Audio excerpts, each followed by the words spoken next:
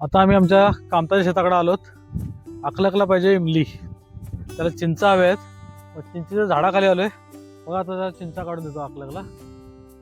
इथे एक मोठी आहे, ही चिंच काढतोय.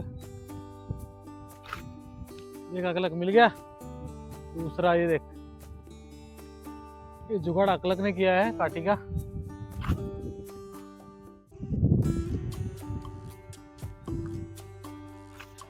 अरे माके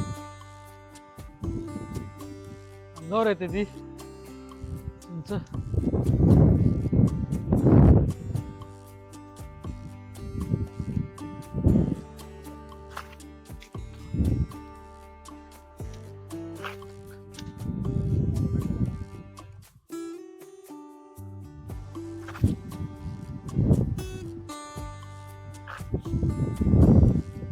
अडकत नाही रे याच्यामध्ये.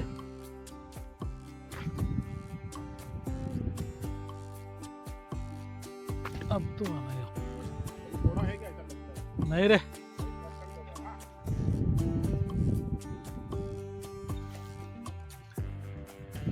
खाली देतो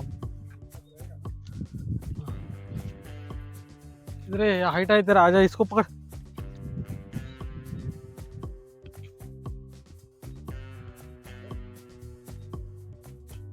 चिंचा तोडतोय, तोड तोड. तेच कुठे कुठे पडतायत बघ.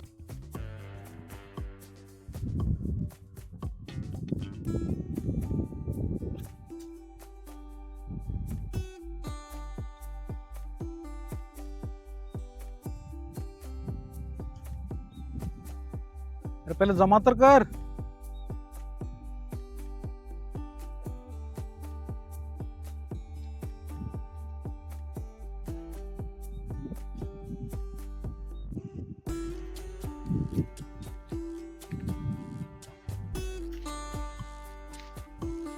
हे इथे आहेत बघ.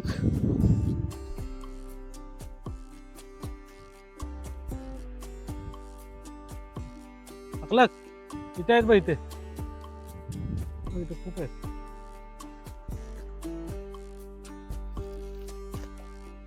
पाखरांची घरटी काढू नकोस.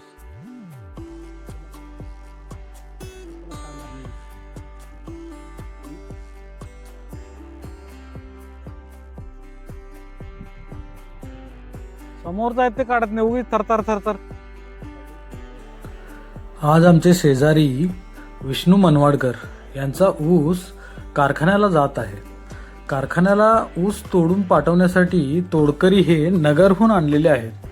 त्यांनी त्यांच्यासोबत त्यांची पूर्ण फॅमिली आहे. त्या तोडकऱ्यामध्ये त्या फॅमिलीतले सर्व लहान थोर मुले सर्व एकत्र ते ऊस तोडण्यासाठी आलेले आहेत.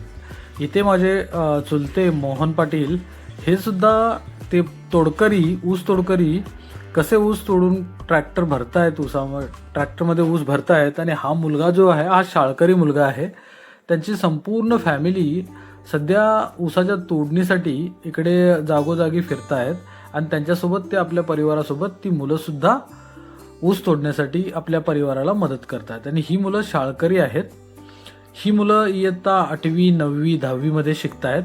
पण ते नगरला स्वतः सर्वाइव्ह करू शकत नाहीत, म्हणून ते आपल्या फॅमिलीसोबत तेही सुद्धा आपल्या आईवडिलांना ऊस तोडण्यासाठी मदत करतात.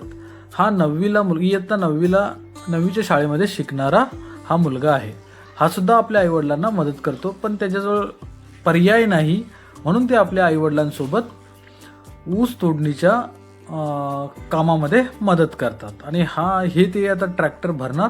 ट्रॅक्टरमध्ये ऊस भरल्यानंतर तो ऊस कारखान्याला जाणार. हे त्यांचं 2-3 महिन्याचा कार्यक्रम आहे. डेली उठून ते ऊस तोडतात, त्याची साफसफाई करतात, ते कारखान्याला पाठवतात आणि आपल्या आईवडिलांना कामामध्ये थोडीशी मदत करतात. ह्या वेळेमध्ये त्यांचं शिक्षण मात्र बुडलं जातं. 2-3 महिने दरवर्षी त्यांचं म्हणणं असं आहे की 2-3 महिने दरवर्षी त्यांचं शिक्षण हे बंदच असतं. कारण त्यांना आपल्या गावी राहिल्यानंतर त्यांचं संगोपन कोण करणार हा मोठा प्रश्न आहे. आणि उदरनिर्वाह चालवण्यासाठी आईवडिलांना आपल्या मुलांना आपल्यासोबतच घेऊन काम करावं लागतं. आणि ती मुलं आपल्या आईवडिलांना थोडीशी मदत करत असतात. असा हा त्यांचा कार्यक्रम आहे 2-3 महिन्याचा. पण त्यांचं शिक्षण त्या मुलांसोबत, त्यांच्या परिवारांसोबत, त्यांच्या आईवडिलांसोबत आणि त्यांच्या सहकाऱ्यांसोबत थोडीशी गप्पागोष्ट करून झाल्यानंतर आता आम्ही खालच्या शेताकडे जाणार आहोत.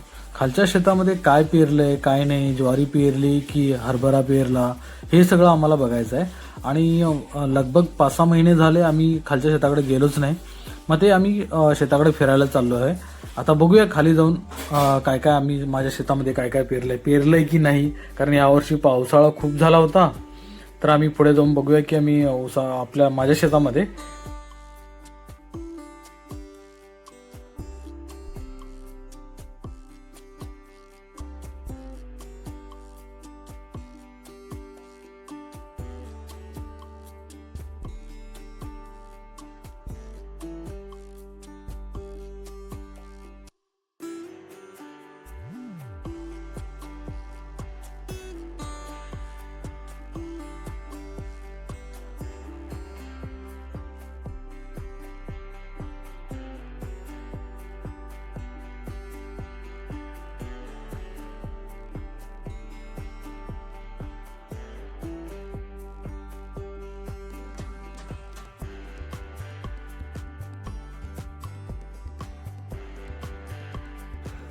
आता आम्ही वळलोत आमच्या खालच्या शेताकडे.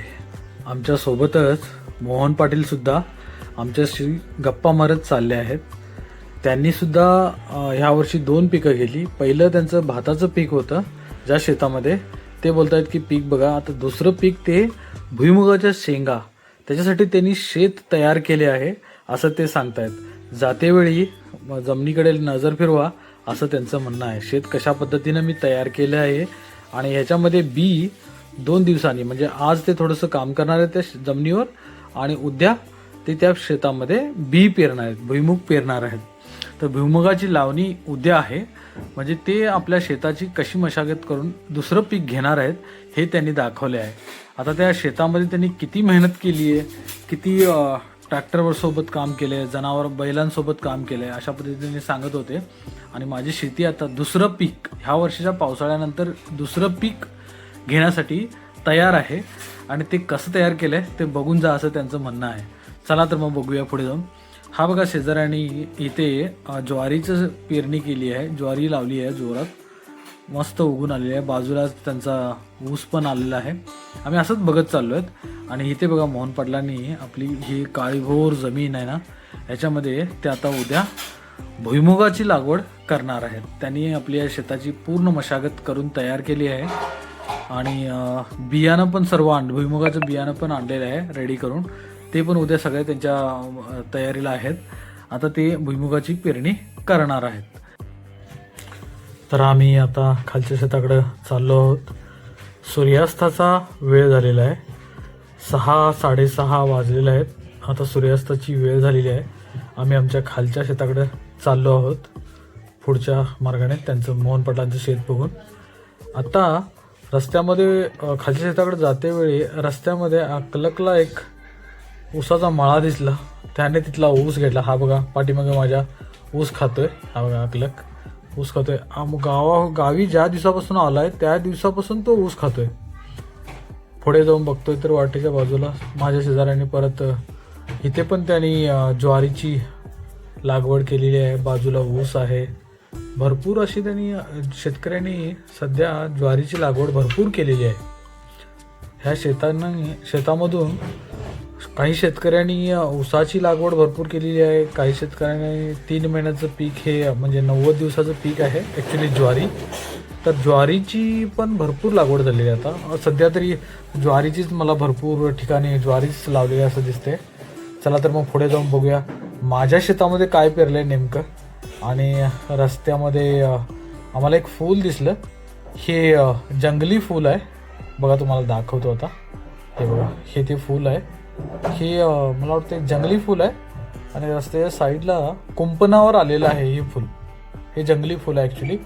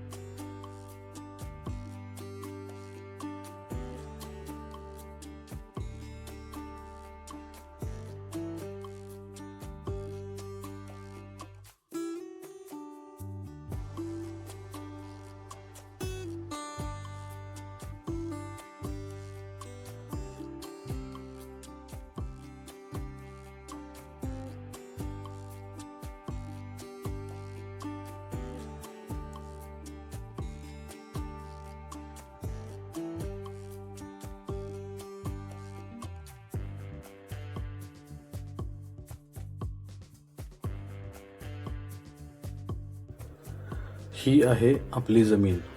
माझ्या शेतामध्ये सुद्धा मला वाटतंय पेरणी केलेली आहे. ज्वारी पेरलेली आहे माझ्या शेतामध्ये. ज्वारीची पेरणी झालेली आहे शेतामध्ये. आता मी शेतामध्ये आलो आहे. ही जी हिरवंगार रान दिसतंय ना, ही ज्वारी पेरलेली आहे. छोटा आहे अजून. ज्वारीची लागवण झालेली आहे आणि सूर्याची किरणं दिसत आहेत तिकडून. संध्याकाळ झाली आहे आणि ही ज्वारी जिथं पेरलेली आहे ना, हे शेत आपलं आहे. माझ्या शेतामध्ये शेती पेरली आहे. काही ठिकाणी शेती पेरणी पण झाली नाही. आणि हे आमचं जुनं उंबराचं झाड आहे. खूप जुनं आहे उंबराचं झाड आहे. खूप मोठं होतं हे. कालांतरानं ना हे झाड विस्कळीत होऊन पडलं. जुनं झाड आहे. आणि ही माझी ज्वारीची शेती आहे. खालच्या शेतामध्ये हे काटेरी झाड आलेलं आहे. शेताच्या मध्येच आलेलं आहे या पावसाळ्यामध्ये. आणि एवढं मोठं झालं आहे कारण ह्या शेतामध्ये पेरताच आलं नाही. पाऊस खूप झाला होता यावर्षी, म्हणून या शेतामध्ये हंगामच आला नाही, पेरणी करताच आली नाही. आणि अशी झाडं उगलेत. हे बघा, गवत किती भयानक उगलेलं आहे कारण या शेतामध्ये पेरणीच केली नाही यावर्षी शेतकऱ्याने. आणि अशा प्रकारे गवत आले. हे बघा, हा माझ्या पाठीमागं आकलक आहे, ऊस खाईत फिरतोय अख्खा दिवस. जेव्हापासून माझ्यासोबत आहे तेव्हापासून जिथे ऊस भेटेल तिथे खायला चालू आहे त्याचं. ऊस खातोय. आणि हे गवत शेतामध्ये उगलेलं आहे कारण ह्या शेतामध्ये काही पेरणी केली नाही आम्ही. पुढे जाऊन आणखीन एक शेत आहे बाजूलाच, त्या शेतामध्ये तरी पेरणी केली की नाही बघूया. कारण त्या शेतामध्ये हंगाम येतो. इथे पाणी तुंबून राहतं, पाणी साचून राहतं, म्हणून या शेतामध्ये म्हणून कदाचित पेरणी केली नाही शेतकऱ्यांनी. अशा प्रकारचं गवत आलेलं आहे. हे आता जनावरांना कापून घालायचं आहे. भरपूर गवत आहे.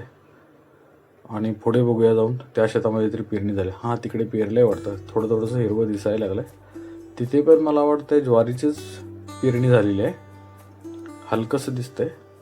जाऊया थांबा, पुढे गेल्यानंतर आपल्याला पूर्णच दिसेल. हे बघा, किती दिसतंय.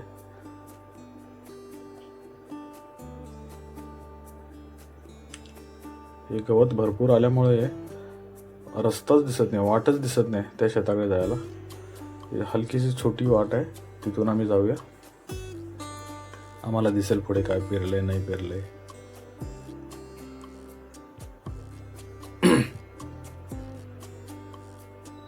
नाही, पेरणी केली आहेत. हलकंसं हिरवं दिसायला लागलंय. हां, पेरणी झाली. माझ्या ह्या शेतामध्ये सुद्धा पेरलेली आहेत आणि तिथे पण ज्वारीच पेरलेली आहे. हे बघा, ह्या शेतामध्ये पूर्ण शेवटपर्यंत दिसतं हिरवं. तर इथे ज्वारी पेरलेली आहे शेतकऱ्यांनी. ह्या शेतामध्ये सुद्धा ती पातळ आहे पण ज्वारी पेरलेली आहे. हिरवगार असं दिसतंय. एक 3 महिन्याचं पीक आहे.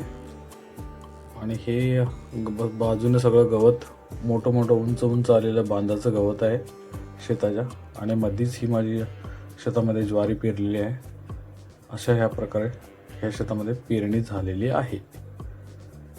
चांगली गोष्ट आहे ही.